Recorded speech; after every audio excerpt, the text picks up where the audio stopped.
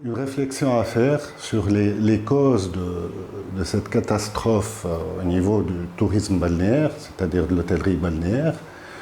Une responsabilité, je pense, de l'aménageur, l'Agence foncière, des pouvoirs politiques, c'est-à-dire on a créé notre propre crise en encourageant, vous vous souvenez, les jeunes promoteurs avec une capacité d'hébergement limitée. Donc la capacité qu'on a rajoutée, les 60 000 lits dans les années 90, début 2000, on l'a perdue. Et cette capacité artificielle qu'on a créée, c'est elle qui a enclenché la guerre des prix entre hôteliers et le bradage qu'on connaît, les prix bradés, etc. Moi, j'estime que ce n'est pas uniquement la responsabilité de l'État, il y a également la responsabilité des banques. Les banques ont facilité les crédits pour l'hôtellerie avec des taux d'intérêt incroyables. C'est-à-dire, beaucoup d'hôtels sont fermés maintenant parce qu'ils n'arrivent même pas à payer l'intérêt. Les taux d'intérêt, c'était 18, 19, parfois 20%.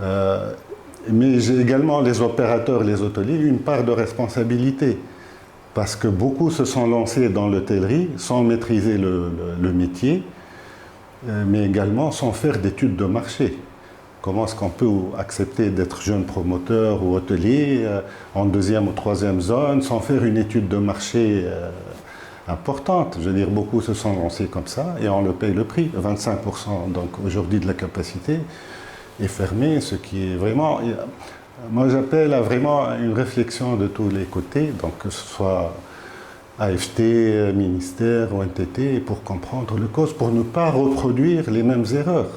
Parce qu'on parle encore aujourd'hui de zones touristiques, ce qui est une aberration au niveau du tourisme. Je veux dire, le zoning, les ghettos et tout ça. Donc, on parle beaucoup plus de stations touristiques intégrées dans le tissu urbain, etc. Donc, on a une grande réflexion à faire. Surtout maintenant, comment corriger ça? Est-ce qu'on peut corriger ou non ce gâchis au niveau de l'hôtellerie? L'Espagne, il l'a fait. Moi, c'est pour ça que je considère l'Espagne comme un laboratoire à ciel ouvert. Parce que l'Espagne a commencé avant nous le tourisme.